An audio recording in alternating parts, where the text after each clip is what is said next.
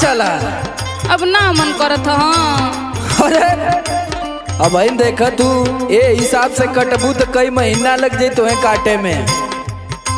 अरे तबीयत खराब हो जाई। तबीयत खराब के जो है तू अब आनी बुन्नी आ जाई ना तो कुल तो हमार रकम डूब जाये यही में। सुना काटा काटा काटा सुना का घरे चलिए बलम जी हमरा घाम लागता। अरे चलिए बलम जी हमरा घाम लागता। घरे चलिए बलम जी हमरा घाम लागता। थाकल कटनी से देह अब आराम मांगता। अरे अरे अरे थाकल कटनी से देह अब आराम मांगता। घरे चलिए बलम जी हमरा घाम लागता। अरे चलिए बलम जी हमरा घाम लागता। घरे चलिए बलम जी हमरा घाम लागता। अरे घरे जइले कब का जरूरत है। हर एकदम कपड़ा बथे लगल।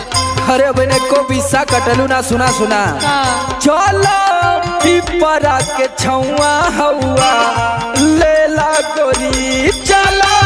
पीपरा के छौआ हौआ लेला गोरी चला। पीपरा के छौआ हौआ लेला गोरी।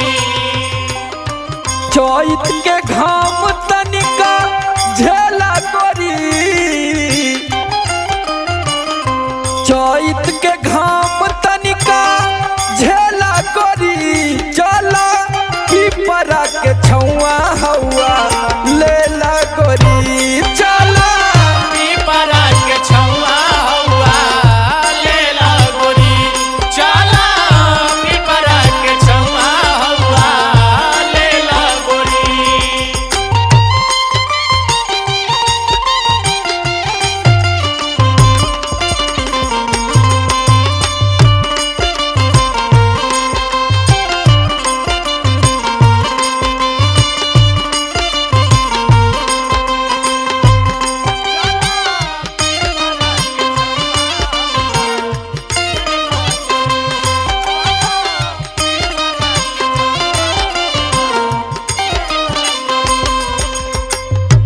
अरे ऐसे अच्छा तो बल्कि चलल जा घरे।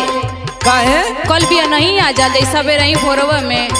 अरे आ जा नहीं काटा काटा जल्लू।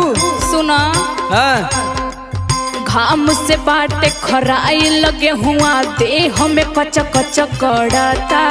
होता नहीं बर्दाश्त राजा पौआ छन छन जरता। होता नहीं बर्दाश्त राजा पौआ छन छन जरता। होता नहीं बर्दाश्त राजा पौआ छन छन जरता। घाम से बाटे खराई लगे हुआ देह में कच कच गड़ता। होता नहीं बर्दाश्त राजा पौआ छन छन जरता।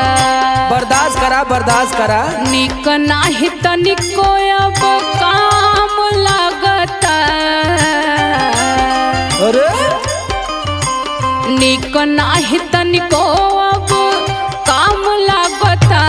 घरे चलाए बलम जी हमरा घाम लागता।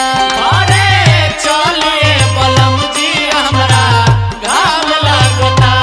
घरे चलिए बलम जी हमरा घाम लागता।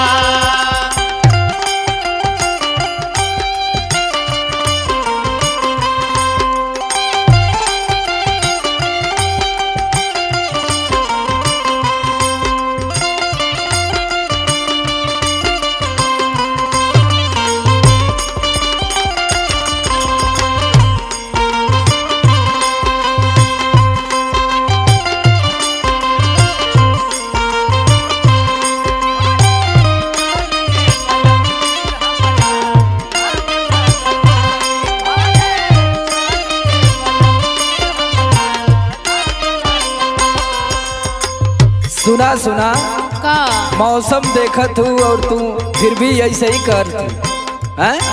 अरे बड़ा तेज घाम लगत है, तू विश्वास न करत हुआ। हम बताओ थी सुना, कबो सर्दी कबो गर्मी देहिया झेलत पानी हा, खून पसीना बहेला यही का नाम किसानी हा। खून पसीना बहेला यही का नाम किसानी हा, खून पसीना बहेला यही का नाम किसानी हा। ऐसे ही अनाज ना उगेला, बड़ा मेहनत लगेला। अरे अब हम का कहें? सुना सुना, कबो सर्दी कबो गर्मी देहिया झेलत पानी हा, खून पसीना बहेला यही का नाम किसानी हा। और सुना, का दिन रात समर